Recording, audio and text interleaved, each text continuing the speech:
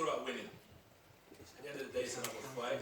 You asked me after the fight how I felt about taking on Klitschko at Wembley, and I was like, doesn't matter where it is, we can fight in here, we can fight there. But when I look back on it and I calm down, it's history, it's an amazing opportunity, and the time is now, it's an opportunity that presented itself, and I'll be silly not to jump at the opportunity to fight Klitschko because it's a man that I need to defeat, and I said to kind of start building my reputation and respect in the division. And when you listen to me, I've always been honest about how I perform and how I conduct myself and how I've navigated through my career. So 18 months ago, well, when I first turned pro, it was questions after my second pro fight. When are you going to fight him? When are you going to fight him? Give me 2 years. Give me 2.5 years. Then a year ago, they asked me the same question. Give me another year. And right now, we're at a stage where a year ago, we're in the present. So I've always said it to myself, and everything I say to myself kind of comes into reality. So that's what makes the time right, is because I predicted this time 18 months ago.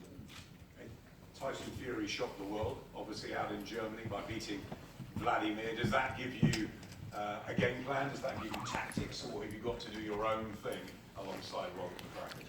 Yeah, most definitely. No game plan from Tyson Fury.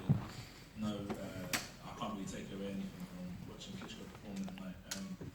Each fight is different, each performance is different, and when I listen to what Klitschko is saying, he's very motivated and obsessed with performing better than he did in his last fight. So if I can defeat that Klitschko that comes April 29th, will show how great of a champion I'm going to be. So I just got to take the positive from it, no problem. We'll come together and put on a great show. Anthony had Robert McCracken in the corner for the first time, as you saw on Saturday in Manchester. You've had the great Emmanuel Stewart, you've had Jonathan Banks. I know your brother Vitaly's helped you. What's the team for this one? Because it's such a big moment for you. Who's behind you? The same people that you've seen in the past, so nothing's going to be changed. The same team, the right team? Are you calling it wrong? The same right team as it was in the past. And you've been preparing in the same way in Austria, in your camp?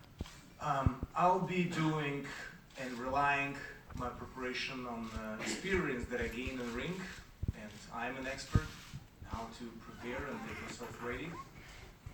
So I will prepare accordingly. What have you learned from being with Anthony Joshua, both in camp, seeing his development, being at ringside watching him on Saturday, that makes you believe that you will, again, become world heavyweight champion in front of these 90,000 people here at Wembley? I was, I am, and I will be very complimentary of Anthony. First time I saw him perform here in London, 2012, when he became Olympic champion. So I felt this man is following into my footsteps in a certain way. I've been fighting Olympic champions in the past as Povetkin and Ray Mercer.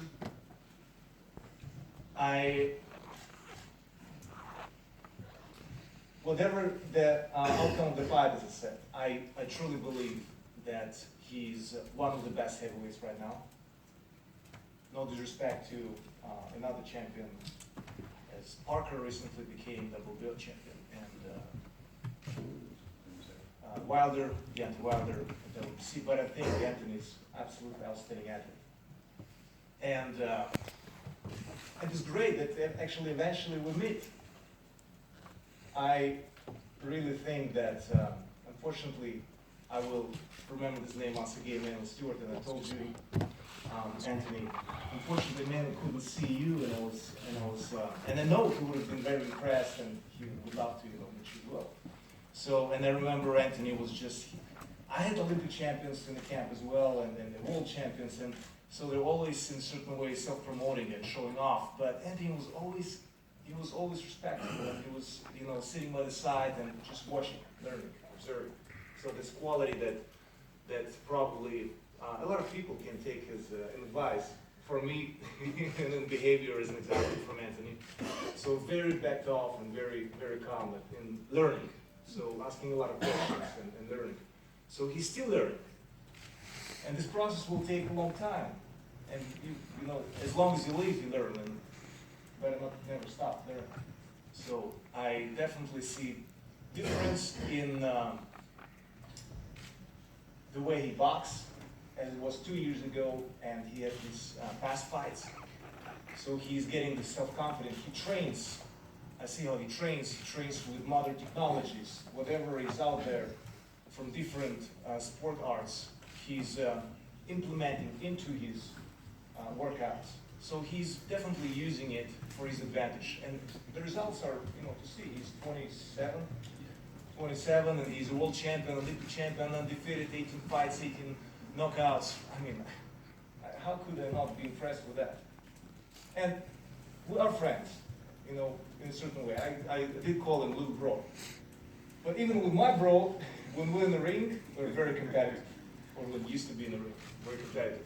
And I'm sure that, you know, for that night, we're all friends in the ring on 29th of April.